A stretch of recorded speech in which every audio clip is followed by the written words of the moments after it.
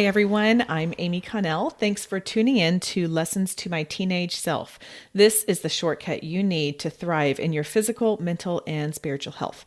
As a personal trainer and nutrition coach, I'm passionate about empowering you to find your best version of health.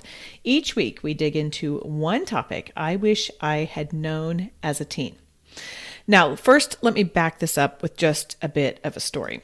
I moved from one city to another. We lived in the same state, but I switched schools in the middle of my sophomore year of high school. Not a great time to move and find new friends and figure out my space and do activities. And it wasn't the easiest thing. I was in geometry at the time, and I remember one of the guys in my class was a junior, and he said something about being on the JV football team. And I don't know what caused me to say this, but I said, "You're a junior and you're only on junior varsity. You're not on varsity." And the room went silent. And I just blurted that out. I think I was probably trying to find my place in the classroom, and it was horrible. I so regret saying those words out loud. It was mean, it was shameful, and I don't remember this guy's name, but I really wish that I could, number one, remember his name and just go back and say, "Man, I am so sorry. That was not cool." And I hope that he is over it. I hope he is more over it than I am feeling a lot of guilt about it, because that was just not an okay thing to do. Now, I also have said words to myself that I regret. I've said words to myself like, if you were thinner, you'd be happier. Or, you had a big dinner last night. You should just skip breakfast. Then I've also said, "Boy, you ate a lot last night. You better hit the gym extra hard." These words I also regret.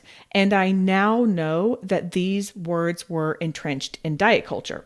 I don't know that I even had the word or there was the language of diet culture when I was in high school.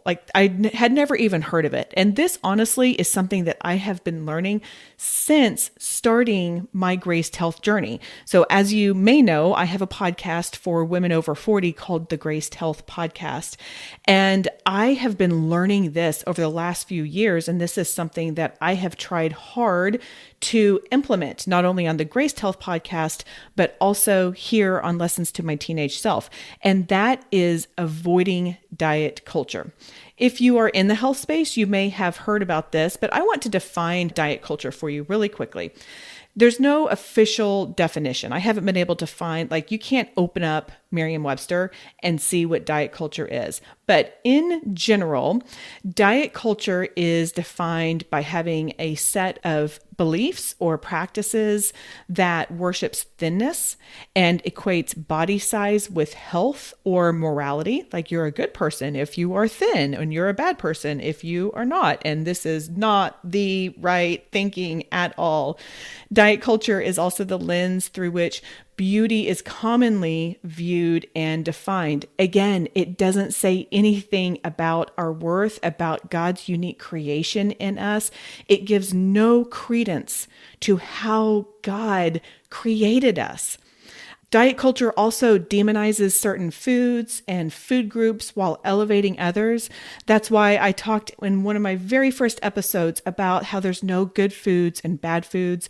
And diet culture also uses food and exercise as a way to manage our God-given body size. God created us a particular height. He created us a particular size, just like he gave us a skin tone and eye colors and hair color, even if you're like me and you dye your hair.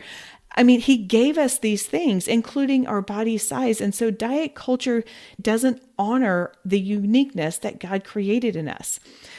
So let me tell you some about the way that I used to think when I was kind of entrenched in diet culture and how I am now thinking.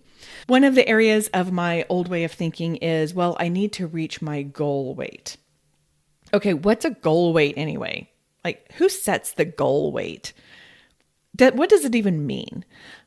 Instead, I now realize that my original body, my God created body, has a natural set point of where it will fight to stay.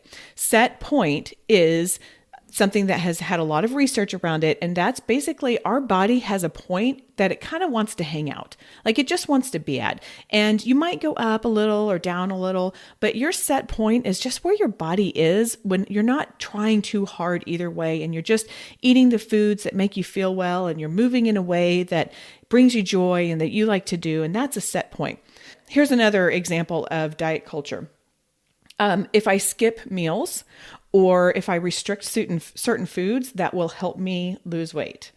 No, no, no, no, no. Okay, so let me tell you, as a nutrition coach and as a personal trainer and fitness professional, this is what I have heard over and over and over again from women.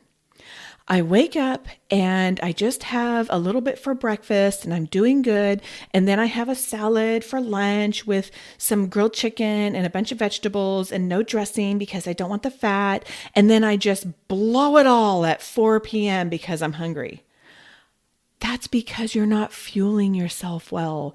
You're not eating enough for your day. Studies have shown that when you severely restrict foods, that can result in binge eating.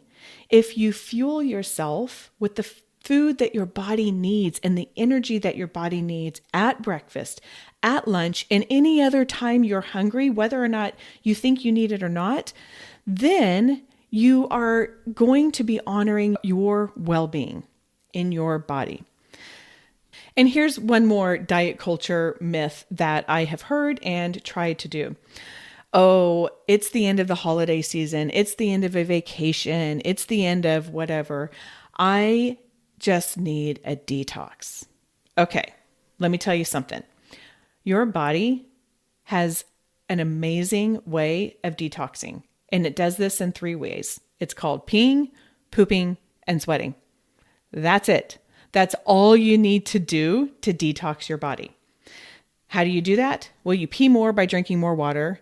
You poop more by having more foods that have a lot of fiber in it, and you sweat more just by moving your body. Now, that does not mean go to the gym for 3 hours or go on a really long run or something like that, but just naturally move your body and break a sweat, but don't overdo it at all. So those are just some of the things of diet culture that I used to really try to do, and I have changed as I am learning more. And I will admit, it's hard. This is a hard mind shift. This is one reason why I have created this podcast, because let me tell you, if you think it's hard right now as a teenager learning this stuff or as a young adult, let me tell you how hard it is when you've been living this for 40 plus years and then you're trying to relearn. The grooves in your brain are very deep by the time you're at my point. So it's hard to relearn. And that's one reason why I'm trying to give you these shortcuts, because I wish I knew how problematic that thinking was and how I wish I could have changed and made peace with food. God didn't create us to look all alike. He just didn't. Think about how boring that would be. Like, that feels like something from a sci-fi movie. God gave us smart bodies that no one were hungry, that no one were satisfied. Again, He made us with different skin tones and eye colors and hair colors, even if we diet. He gave us different heights and sizes.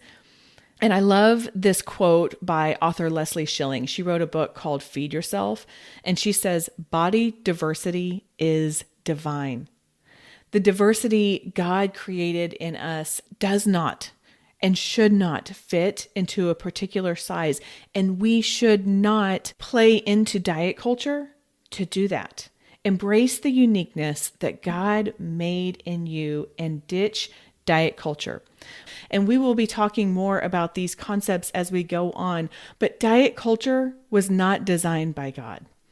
Diet culture is there as an ambiguous way of you trying to manage your body for purposes other than taking care of yourself so you can do what you're called to do. My challenge to you right now is to think a bit more about what diet culture is and recognize it when you're starting to do that.